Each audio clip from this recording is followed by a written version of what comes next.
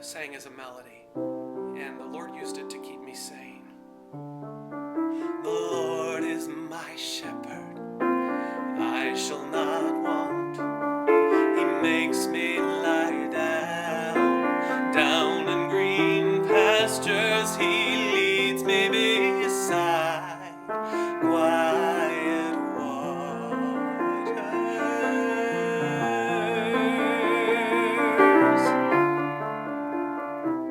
And every day I did that for hours.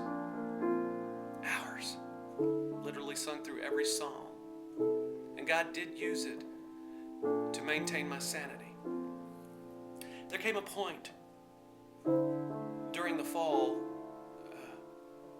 of 1981 where my friend, the one I was living with, through a series of events, found out what I was struggling with. And the night he confronted me, I ran right out the front door, and I just kept running. And then I realized, you know what? Where am I going to go? Where am I running to? I'll tell you this, I felt like my life was over. I felt like it was ruined. I was too afraid to take my own life. I was too disgusted to go back to the gay community because I felt used all the time.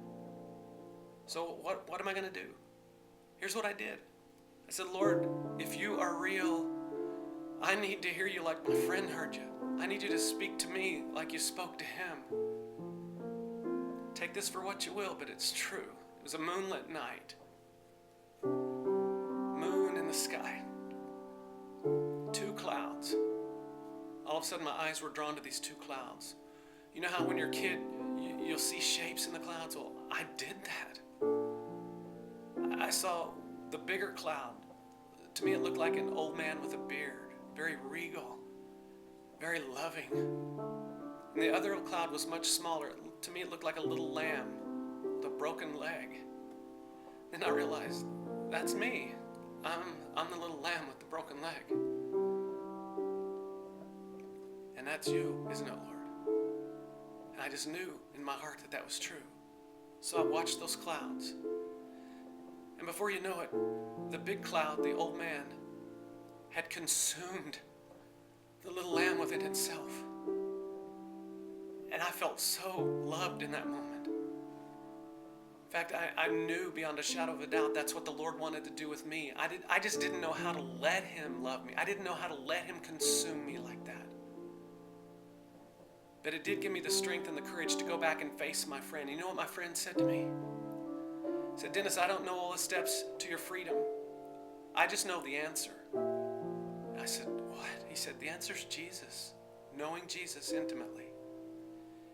And here's what my friend said to me. Dennis, I'll walk with you towards Jesus. However long it takes, whatever it takes, I'll walk with you. When you fall down, I'm going to help you up. When you need a shoulder to cry on, I'm there. I had to go outside the church walls to be loved like Jesus loved. That's what happened. Not too long after that, during November of 1981, November 7th, 1981, the rock and roll band I told you about, second chapter of Acts, they were going to be at the University of Oklahoma concert. I couldn't afford their records. I'm a school bus driver. I'm paying back a school loan.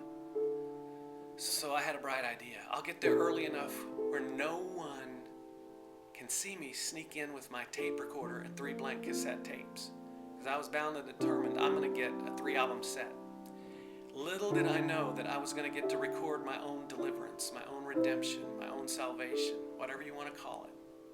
Here's what happened.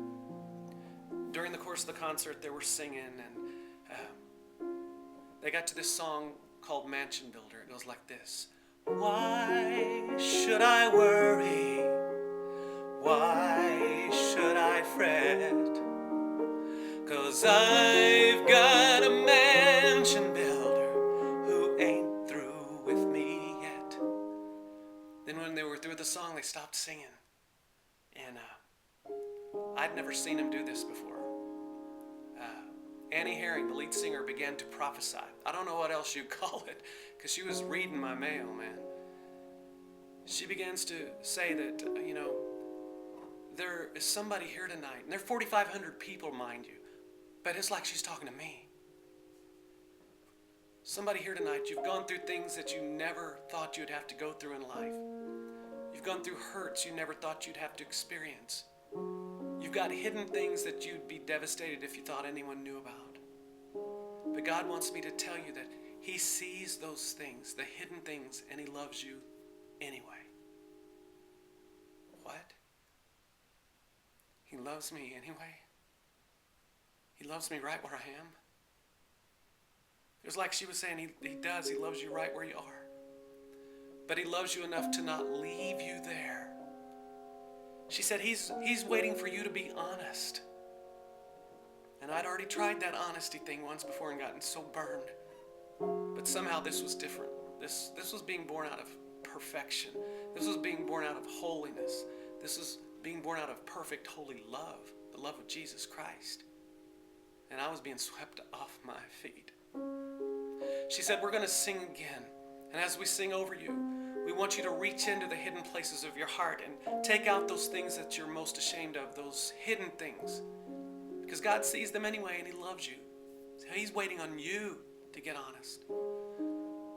So I did that. She said, make it like Christmas. On Christmas, you give something away. So I gave away homosexuality. I placed it on the shoulders of Jesus. You see, I had always thought homosexuality was too vile for Jesus to take on the cross.